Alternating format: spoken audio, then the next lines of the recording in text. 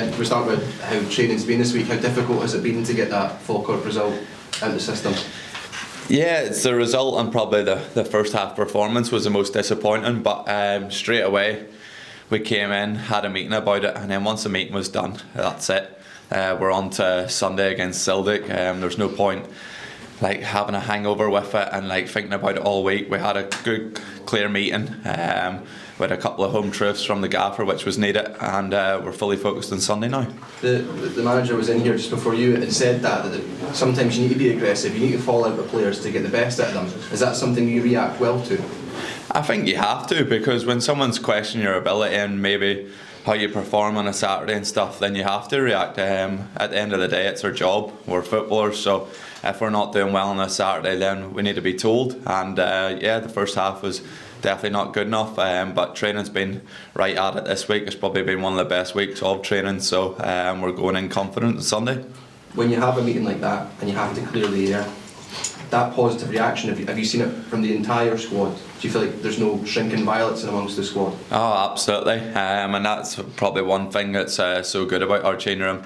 If someone does make a mistake or something happens, we're the first person to hold their hands up, and we're that good. And then even when the gaffer's getting at us and stuff, we do hold their hands up, and to be fair, we're an open group as well, so we can discuss it as well, and the gaffer leaves it open to people to talk about, which is another good point. This may be a harder one to put your finger on, but the results against Dundee United and St Mirren were superb.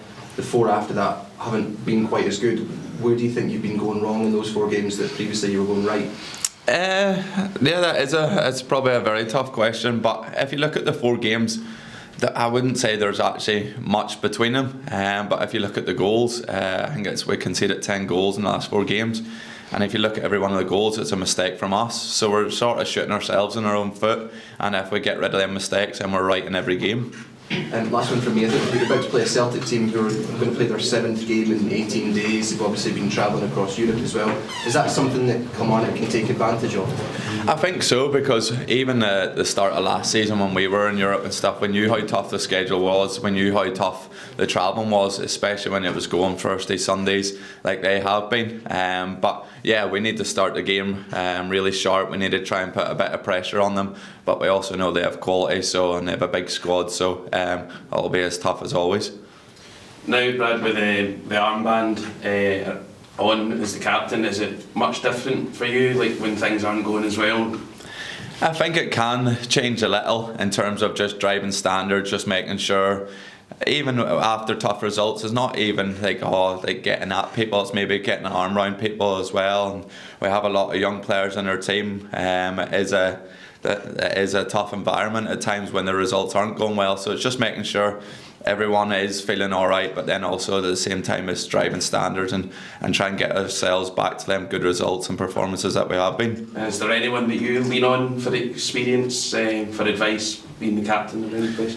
Well, you see our training room, we have young boys, but we also do have experience. The likes of Rory McKenzie, Liam Polworth, even Marley Watkins, they've been around the football a long time. They're very experienced. Obviously Rory was testimonial and stuff, so if you can't lean on a guy like Rory McKenzie for experience and for a bit of advice, you can't lean on anyone. Yeah. And to a bit of good news this week, Brad, international call up again.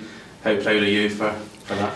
Yeah, absolutely buzzing. I always say it, I feel getting represented from a country, getting picked from them and trying to pull on that green jersey and making appearances is always the pinnacle of my career, but it has to be that when I'm playing well for Kilmarnock, when I'm playing regularly for Kilmarnock, then that's when I get the call up. So full focus is on Sunday against Celtic, hopefully get a good result and performance, and then I can go and enjoy international duty and try and get the same good results there as well.